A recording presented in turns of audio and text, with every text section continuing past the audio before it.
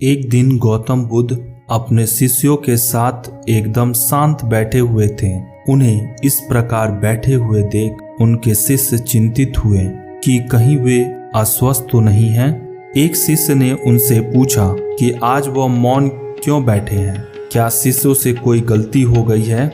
इसी बीच एक अन्य शिष्य ने पूछा कि क्या वह अस्वस्थ हैं, पर बुद्ध मौन रहे।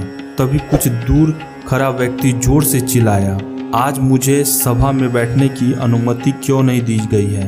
बुद्ध आंखें बंद करके ध्यान मगन हो गए। वह व्यक्ति फिर से चिल्लाया, मुझे प्रवेश की अनुमति क्यों नहीं मिली।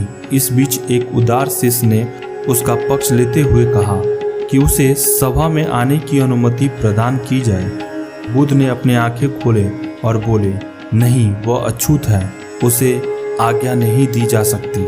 यह सुन शिष्यों को बड़ा आश्चर्य हुआ। बुद्ध उनके मन का भाव समझ गए और बोले, हाँ, वह अछूत है। इस पर कई शिष्य बोले कि हमारे धर्म में तो जात पात का कोई भेदभाव ही नहीं होता, फिर वह अछूत कैसे।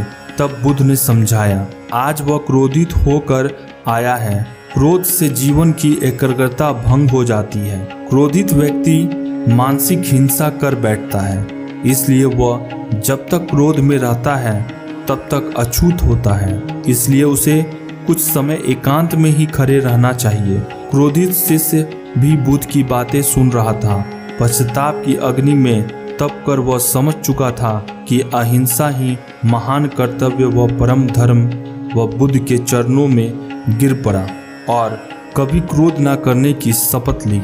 आशय यह है कि क्रोध के कारण व्यक्ति अनर्थ कर बैठता है और बाद में उसे पछताना पड़ता है। इसलिए हमें क्रोध नहीं करना चाहिए। असल मायने में क्रोधित व्यक्ति छूत हो जाता है और उसे अकेला ही छोड़ देना चाहिए। क्रोध करने से तन मन धन तीनों की हानि होती है। क्रोध से ज्यादा हानिकारक कोई और वस्तु नहीं है। बुद्ध ने कहा भी है, क्रोध को पाले रखना गर्म कोयले को किसी और पर फेंकने की नियत से पकड़े रहने के समान है, इसमें आप ही जलते हैं।